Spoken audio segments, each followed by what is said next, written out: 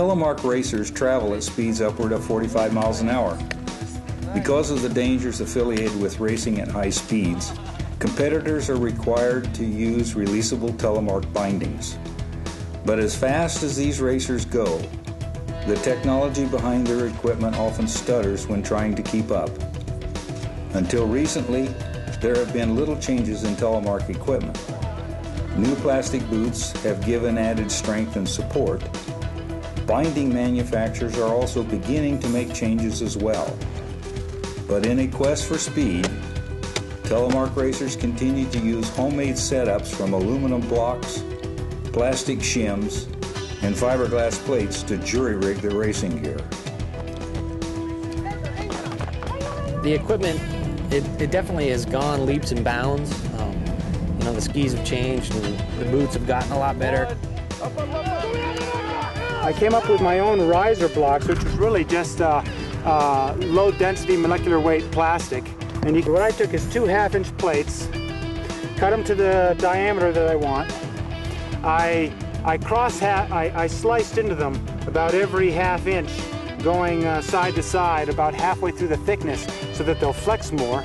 And then, from a top-down view, I Swiss cheesed them so that they'll be lighter. I think you'll see equipment really start to change, and mainly with the binding. You know, you'll see a binding that you can just walk up to.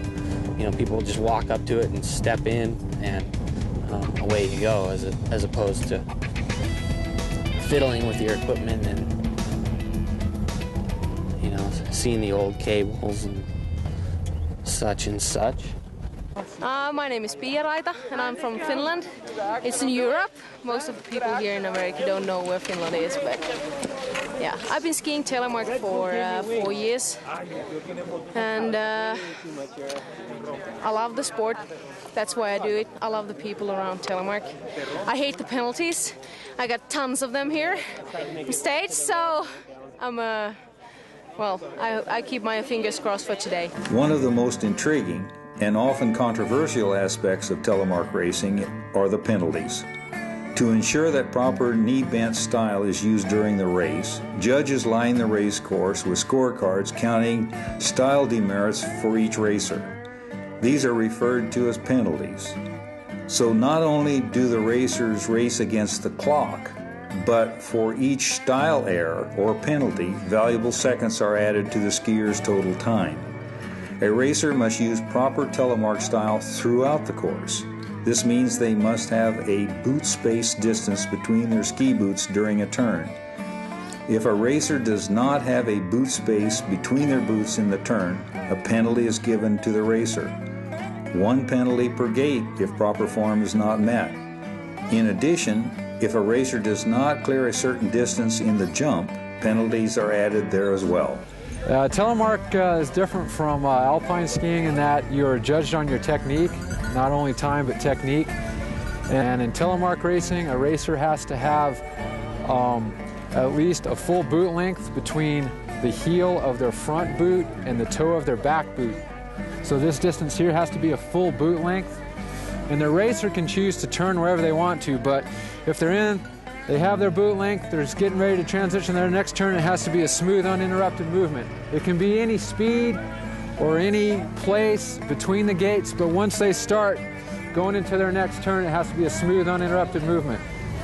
So you got boot length, you got smooth transition. So in addition to gate penalties, in almost all events, we also have a jump. In a classic race, there is 2 lines. There's a minimum line and a maximum line.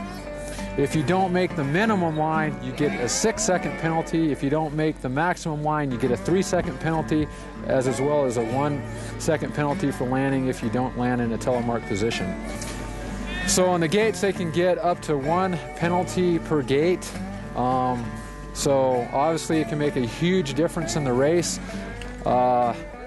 It's different from alpine racing, where if you make all the gates at the finish, you get your time and you automatically know what place you're in. This, you have to wait a while. And almost always the times and the places will shift according to penalties. And all these rules and things are designed to keep it a Telemark race. Get away from any kind of alpine technique or alpine style. We want to keep it as pure and traditional as we can.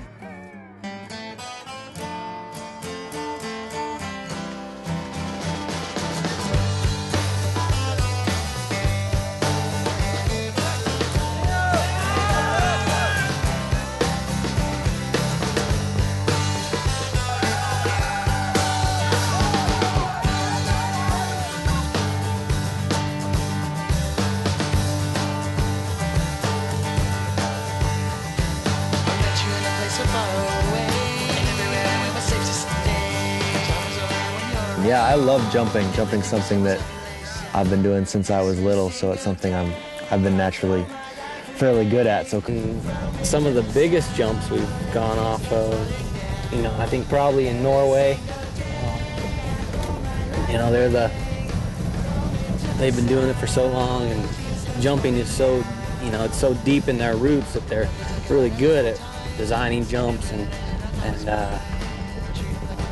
you know, just having really well designed courses. And so a lot of times over there you end up with you know, a jump that is really perfect. You know, it's almost exactly like a Nordic jump where you can fly off and go a ways and barely even know that you left the ground. So, but it's always different. You know, it's fun. Probably the most exciting part of the race, especially if it's a big jump and it's kind of hairy afterwards. A lot of times there's pretty good carnage there, you know, and people are crashing quite a bit. Every single day I throw my life away from each other's sound. Our tears starts falling down. They're falling down.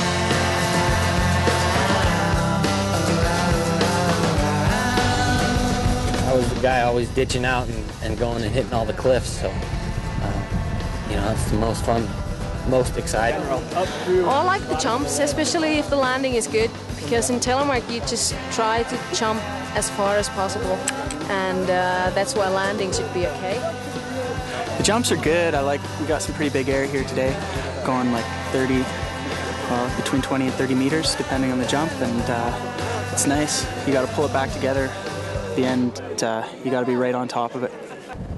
In Telemark racing, it seems, you know, I don't know why it's different, but you know, some of our best friends we've met racing, you know, and we race in Switzerland and we go stay with guys from the Swiss team and ski with them, and have really become good friends. And that's probably one of the neatest things about, I think, about World Cup Telemark racing is it's a really real community feel. Something fantastic about telemark racing is you get to the bottom and there's all these different nationalities cheering for you. People out there, coaches from different teams with spare poles in case you break one, or if you lose a basket, to hand you a new one to help you in your skate.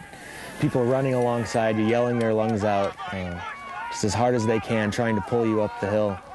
And it's just a fantastic spirit. Just incredible vibe you feel from everybody on the course, on the mountain.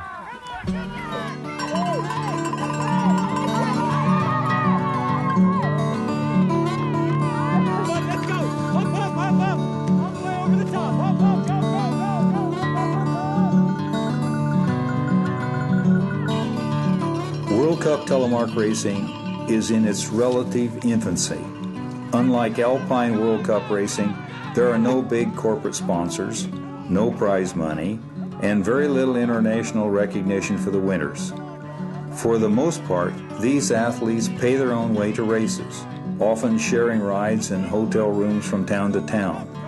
But this commitment also leads to a tighter community, a supportive environment, and an avenue for strong friendships. Not only do these athletes travel the world for these races, but often stay with the local teams, thus learning firsthand what it's like to live in Maribor, Slovenia, Chamonix, France, Davos, Switzerland, and even Whitefish, Montana.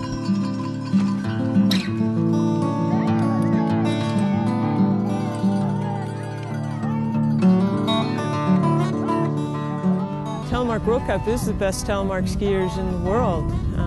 And when it becomes an Olympic sport, which hopefully it will here shortly, these are the people that will be representing their countries. It's an old turn set to modern equipment. Some people think that that's its downfall, but that's what makes it so great, is that it's an ancient turn put together with modern equipment, and it rocks. I think the racing was great, but I wish more people would have come and seen them. Nice people, good kids, very polite, nice. Hi! We enjoy it. We know one of the racers, Jeff Elliott. Otherwise, it was just fun watching the kids. Well, you better be honest. It's as good as it gets. No, I mean, if this was the Telemark was an Olympic sport, these are the guys that'll be there.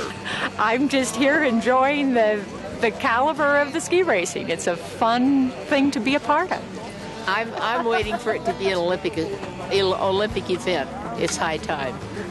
Guys to top 15 next season. So this year we have 3 guys. Next season 4 of them. And I want to have a medal from the World Championships in my team next season. No, I'm going to get every time better.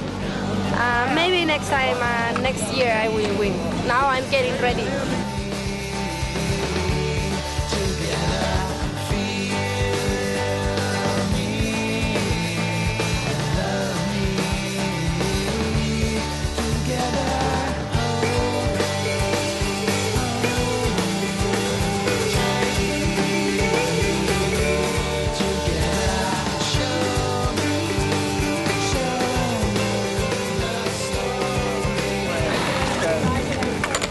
Back to Buffalo.